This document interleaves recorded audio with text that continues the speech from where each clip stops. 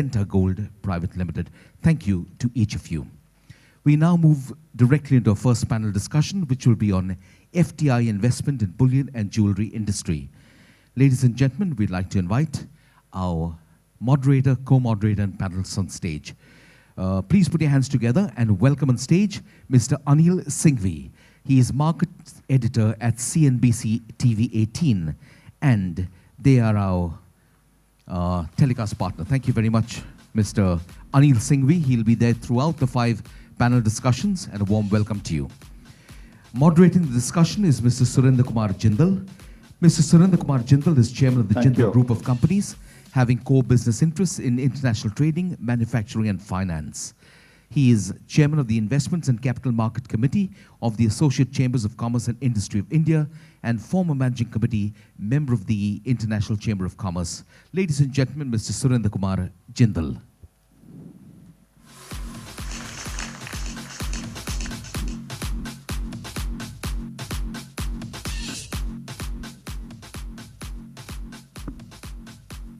Hello, check. Okay.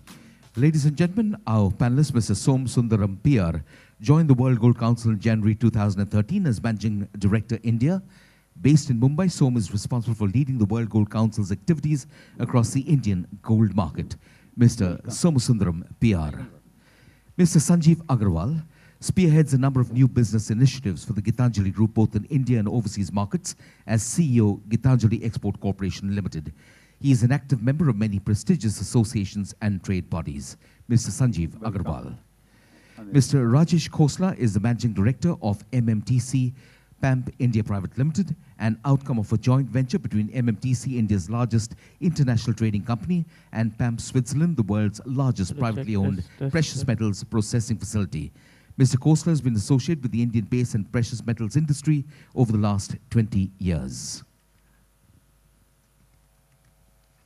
A warm welcome to Mr. Sudeep Bandyopadhyay.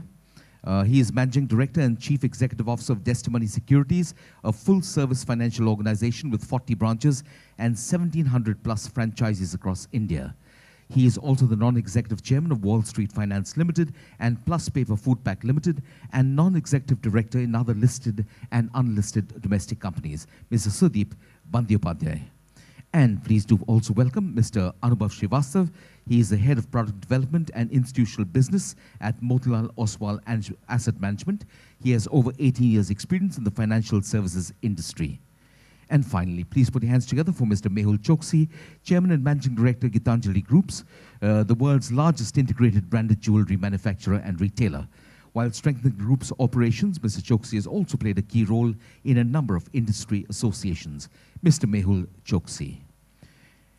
And ladies and gentlemen, to take us to the panel discussion, it's over to Mr. Anil Singhvi. So,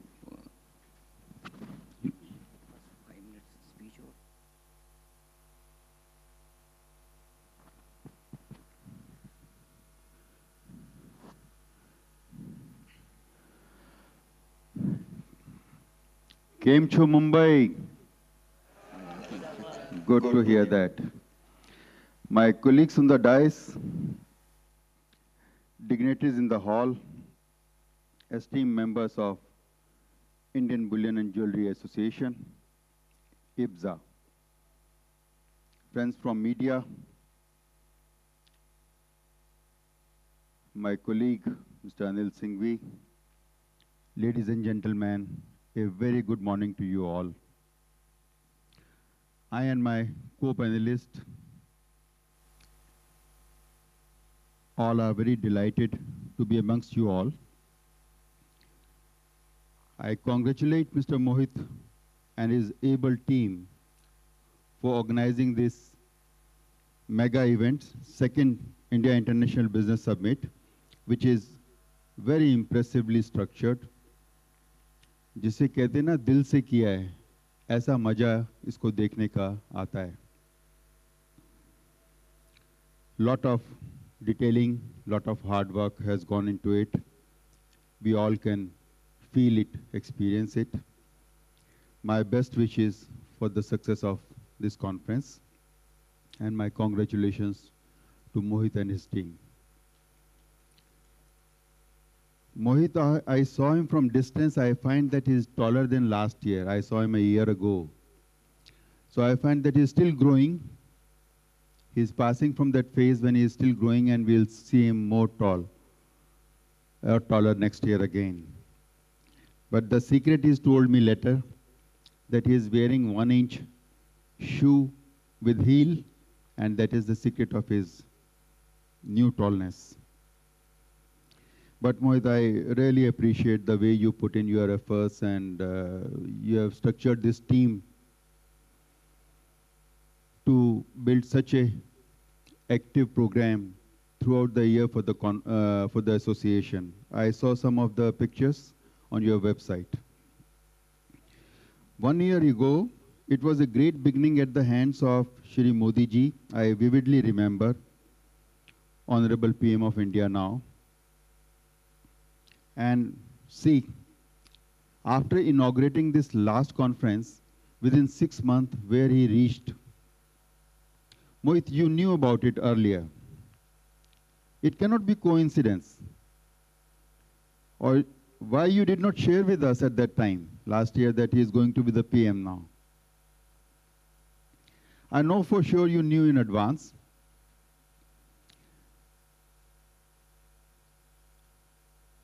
हम सब लोग यहाँ पर जो हैं सोने का काम करते हैं, 1 साल से ज़्यादा बेवकूफ़ नहीं बन सकते।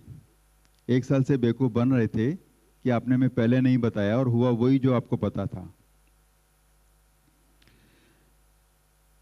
आज वेलकम एड्रेस था मिस्टर मेहुल चौकसी का। We will see next year where will we find him.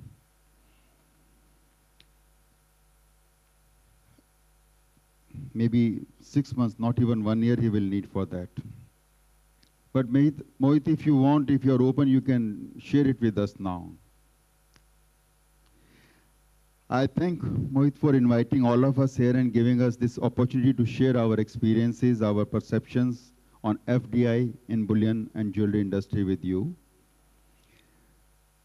Collective experience of people on the dais, I believe, you all can see, is not less than 300 years, and they all will be sharing this with you in the next 1 hour. And this collective experience is very important when they are discussing on a topic as important as FDI in bullion and jewelry industry, never discussed before in any of the conference, very new topic. I thank my co-panelists also for their hard work and efforts to give you their best. It's not easy. I'm sure at the end of this session, there will be definitely some takeaway for you all. FDI, as Mr. Modi said in his Make in India presentation, he has another definition now. First, develop India. I like his style of presenting things.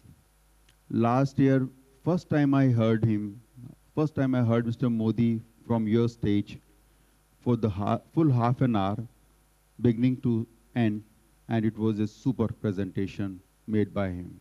I was really very impressed, and that was the turning moment for me. A person who is not from industry, he knew everything about industry so well, I could not imagine. Otherwise, if I would not have heard myself. And after that, I've been following most of his speeches, and it's always a pleasure to hear Modi ji. His way of working.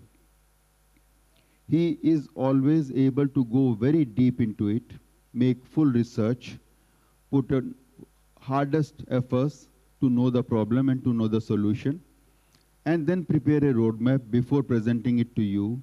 When he comes with a roadmap, you have no option left but to get convinced. And this approach I find in all of his projects, whatever he takes in hand, he goes very deep into it and he comes with a roadmap. That is what makes him different than all others. And his faith in karma, his faith in common man, his concern for common man. Like recently he said, you look at the poor make them middle class by giving them job, and then they will give you strength by increasing, because their buying power will increase, and they will be supporting the economy for the years to come. And if we don't do it, there is no other roadmap. This is the only way to do it. So he presents the thing that it is in your own benefit to do it, and that is how I find he becomes successful in achieving that.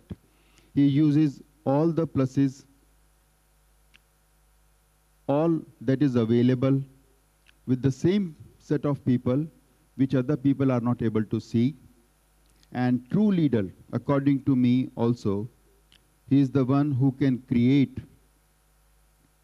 belief in you that you can do it. And that is what Modi ji is all about. Friends, with this, I come to the main topic, India. When we talk about FDI in bullion and jewelry, first we have a look at what is happening and why people should come here. India, the second largest importer of gold, second largest country with population of 120 crore, big bazaar, big demand, big potential, big opportunity. On the other hand, we may be having challenges. People overseas may be thinking that, as Modi ji says, that it's a land of snake charmers. Not so well structured. यहाँ कुछ भी हो सकता है. Fears, apprehensions about India, hurdles, abrupt changes, we have all seen them here. But the fact remains, the potential here is tremendous. Those who have come to us, those who could understand it well, those who can accept our strengths with our challenges, they have done extremely well here. I have seen a lot of banks in bullion industry, they came here, they went away. But there are still banks who came and who stayed here. Refinery, a big example now is my friend Mr. Khosla, his refinery PAMP, MMTC. They came, they knew it, they accepted both the opportunities, the challenges, and that is the way it should be. But if we want only opportunities and not challenges, then it doesn't work. Nobody can help it. $160 premium on gold, where else? Only India could give. And people were able to sell their products very well at that. Dore at premium than gold, where else? Only India. At that time, these people, they don't say why we are in India. At that time, they are very busy collecting and counting the money, and even sometimes they don't count. They don't have time enough to count. But we should look at India as a package as a whole, not in parts. And when you look at India as package as a whole, then it works very well. We should not be thinking, when we're thinking of challenges, that, oh, Europe is better or US is better. Ease of doing business is not here. Transparency is not here. Fairness in business is not here. I'm not saying they should not be here. They should be here. But we have to accept what is available now. And with time, they will also improve. Now, I think the requirement of time will not be as much as it used to be earlier. The systems are very fast. What is happening today in US, you know the next second. It doesn't take long time to reach it here. So one should be accepting opportunities and challenges both. Otherwise, this confusion will always remain. India is on the path of improving efficiency, cost reduction, economies of scale, ease of buying, convenience of selling, and all these things are required and will be available in the time to come. And we know that without this, it will not be a sustainable model. Friends, with these words, now I would like to invite my colleagues, my co-panelists, to first share their perception, their views, their experiences, their wisdom, their vision on the topic, and each co-panelist will have 3 to 4 minutes to share their views with you, and then we will have a joint panel discussion, and after that, some question answers with you all together. So first of all, I would like to invite Mr. Mehul Choksi to share his perception on this topic of FDI in bullion and jewelry industry. He has a wonderful experience, we all know, and it is always a pleasure to hear him. Mr. Mehul Choksi.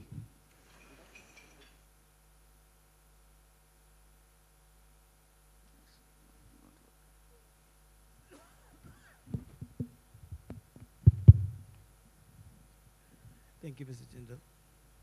Hello. You can use 2 if you like. Well, this particular topic on FDI in the bullion and jewelry industry, I have a question mark that what is not allowed. I personally feel that because it's a manufacturing sector, I don't think there is anything prohibited. To bring a FDI as a manufacturing sector, there is no bar at all. But one thing I would like to say that in India, this is a very creditable heritage industry. But if you go to see how the industry operates, it's like a small pigeonholes and the worker style, what Mohitji said before. I would agree that we need to improve the entire quality of manufacturing sector. That is where I would say the first step towards FDI rather than in the retailing industry as such. I remember that few years before we had applied for FDI for the retailing sector, and also I'd got approval by the government. One particular unit in Dubai wanted to invest.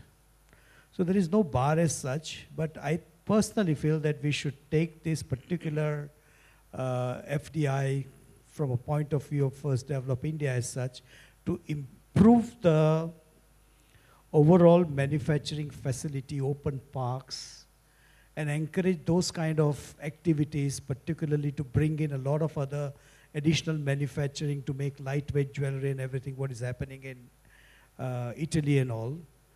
So I would say that we should rather use this FDI mechanism to open manufacturing parks in India, particularly in Kolkata or, West Bengal, or in India where there are big clusters, and should moot the manufacturing sector, even with the modern machinery, for co-sharing for workers and improve the, whichever area we are not in, beyond our skills, we should develop that.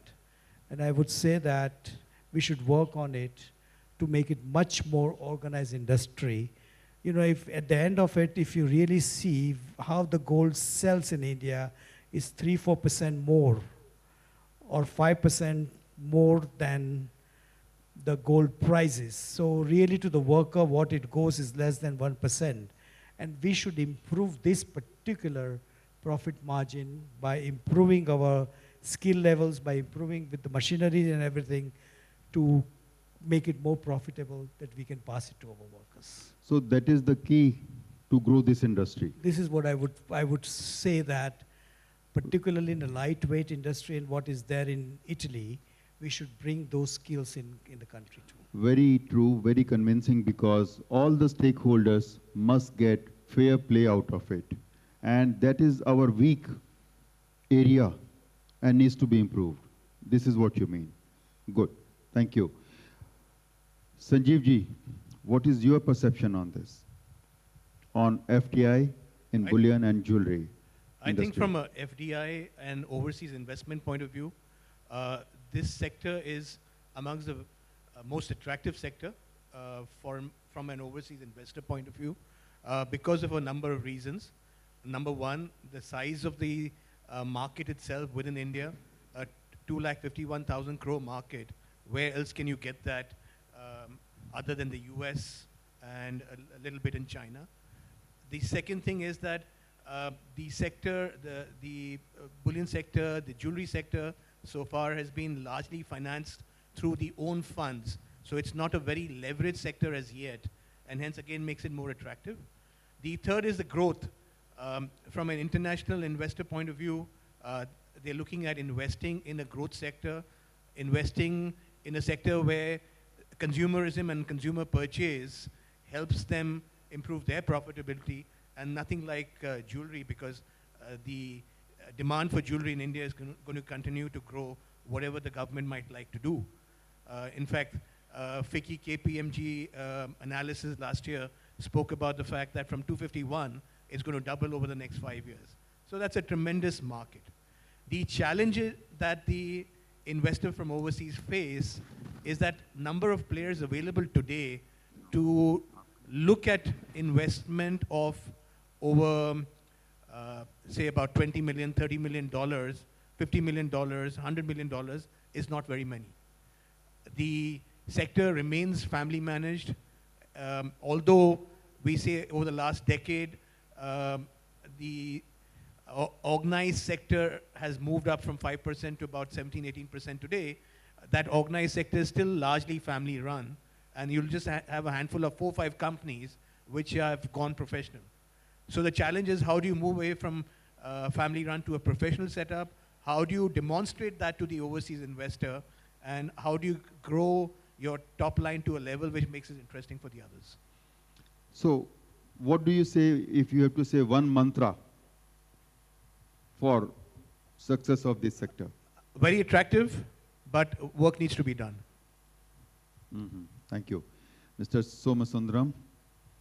On the industry itself, if you see what are the opportunities for foreign investment, you see we have listed jewelry firms, and they have listed firms on the retailing front, and they are open for foreign investments. So to that extent, it's there. Why it is not growing, Mr. Choksi himself has mentioned a few things. I think that's important. But if you really look at what are the other opportunities, we have again lending against gold, the finance firms, which are very focused, and there is flow of FDI into those. And all that we have done is obviously curtailed them, but maybe that is another area which is bound to grow and attract foreign investment in a reverse way, in the other end of the chain. But if we were to look at other opportunities, again, as apart from what has been added by the previous speakers, I would think that we definitely would look beyond the retail side. Is there an opportunity in mining in India?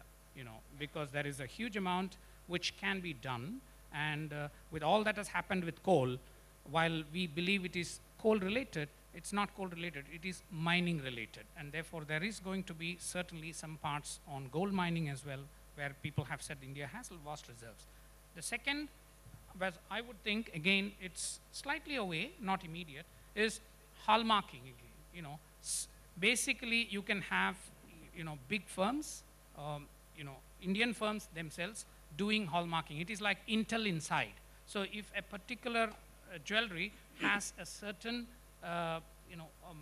tick of an agency, that agency can attract a lot of foreign investment, provided it's a standardization agency, because there is no such agency. So that is another thing. Professional vaulting firms again, the next few years as HNIs improve, just like how we have vaulting firms, I think that would again be another area.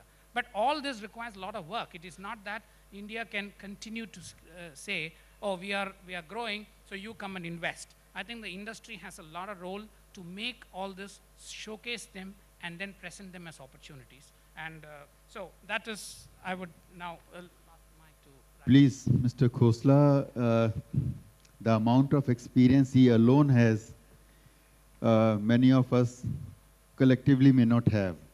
Let us share your mantras on this. Please. Yes. And you, Mr. Somasundaram, you also want to make a presentation. Makes that a little easier. Good morning, everybody. Thank you. No? When I looked at this topic of FDI, I sort of stood back and I said, let's see what is the existing FDI in bullion. If you forgive me, I'll talk only about bullion. I'm not a jeweler.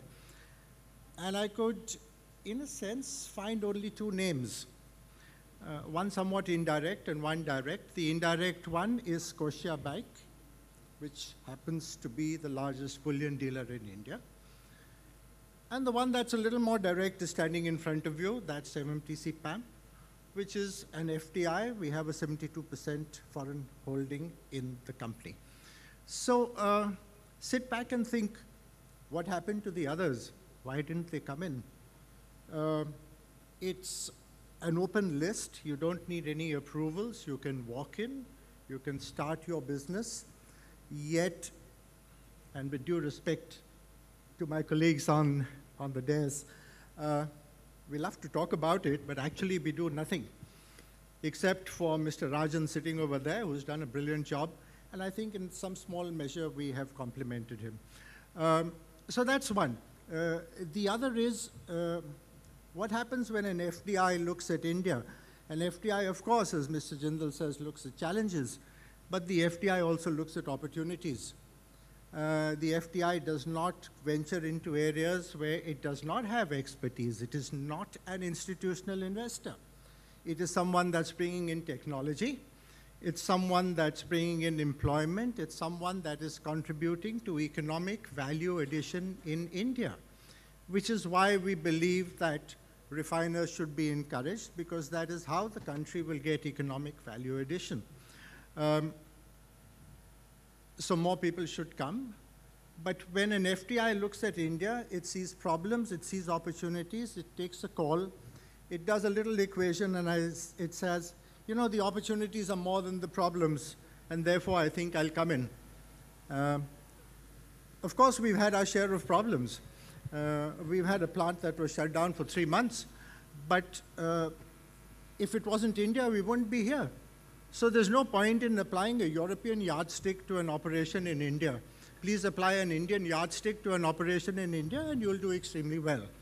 You will learn to face challenges, you will overcome them, and you will succeed. And I think we are a little modest example as to what it takes for an FDI to succeed in India. I can't comment on jewelry because I'm not a jeweler. But you buy jewelry for your wife, no? Well, you know, beyond a certain stage, jewelry loses its charm, but never mind on that score. So I would say where there's technology, where there is an opportunity to leverage the application of technology, and the technology is not confined only to manufacture, the technology goes into vaulting, the technology goes into marketing, the technology goes into production. I'm convinced you will see more and more FDI coming into India, and I wish them the very best of luck. Thank you. I have a presentation, but I think we're running short of time, so we'll do that later.